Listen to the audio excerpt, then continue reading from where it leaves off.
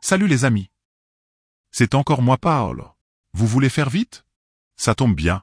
Là, c'est FastProg. Je vous conseille quand même de lire les consignes de sécurité importantes de la notice avant de commencer et si besoin, je vous laisse cette notice en QR code et en lien en description. Je vous rappelle également que l'opération ne doit être effectuée que par du personnel qualifié et spécialisé. Vous êtes prêts? Alors, avant d'intervenir sur l'armoire de commande, mettre hors tension la carte électronique.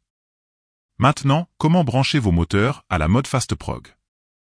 Moteur à droite ou à gauche, peu importe, assurez-vous seulement de brancher les fils du moteur qui doit fermer en premier, appelé moteur 1, sur les bornes U, V, W de la carte ZF1N. Le moteur qui doit fermer en deuxième, appelé moteur 2, doit lui être connecté aux bornes W, X, Y. Aussi, si vous n'avez qu'un moteur sur votre installation, il devra être branché sur cette sortie W, X, Y.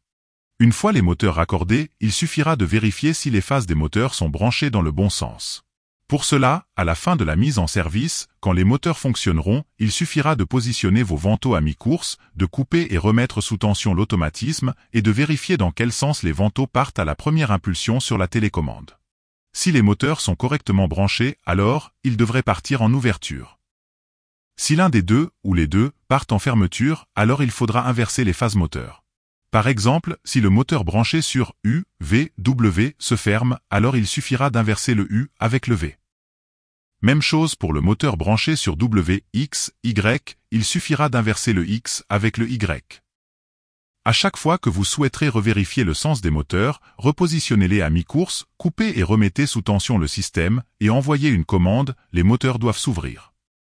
Vous avez des arrêtoirs au sol ou sur les moteurs ou encore des contacteurs de fin de course intégrés au moteur, veuillez les régler au mieux avant de positionner vos moteurs à mi-course et de les verrouiller.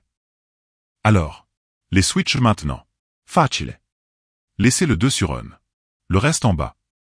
Si vous désirez une fermeture automatique, vous pourrez l'activer plus tard avec le Deep Switch 1, une fois que votre installation fonctionnera correctement. Faites attention qu'aucun switch ne soit en position intermédiaire, c'est-à-dire pas vraiment en haut ou en bas. Concernant les 3 potentiomètres, veuillez positionner la flèche de chacun à la verticale vers le haut. Vous pourrez peaufiner le réglage du potentiomètre OP-Time une fois que les moteurs fonctionneront. Il vous suffira d'augmenter ou diminuer ce temps de façon à ce que lorsque les vantaux atteignent leur butée, les moteurs se coupent 2 à 3 secondes après. Le TCA vous servira à régler le temps avant la fermeture automatique et le délai 2M vous permettra de régler le temps de retard du deuxième moteur à la fermeture. Passons au réglage du couple moteur.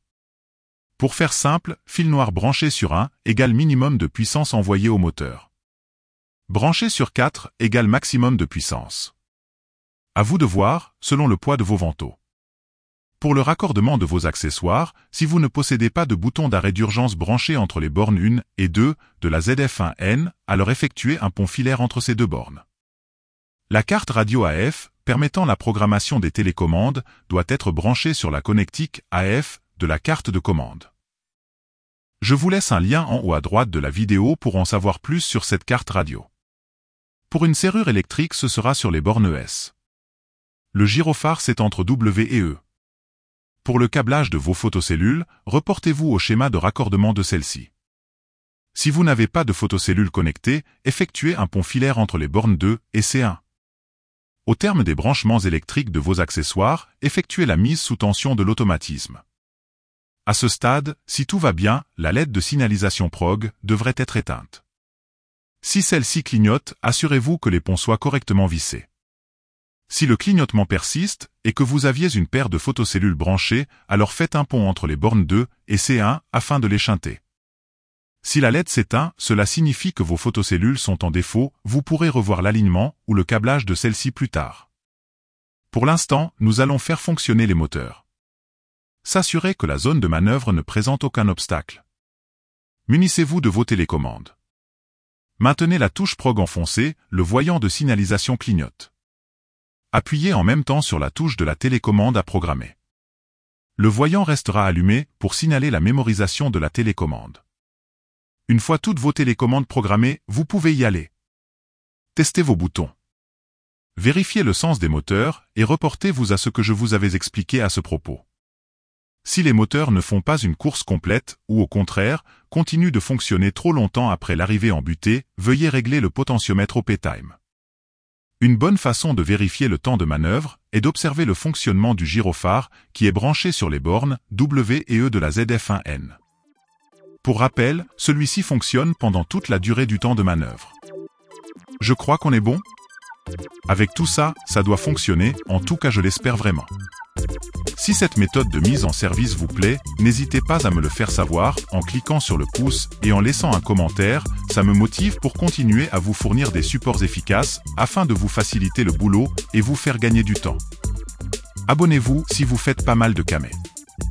Découvrez mes playlists de mise en service des télécommandes, des dispositifs de sécurité ou encore plein d'autres choses ici. Une excellente journée à vous. Arrivederci, alla prossima.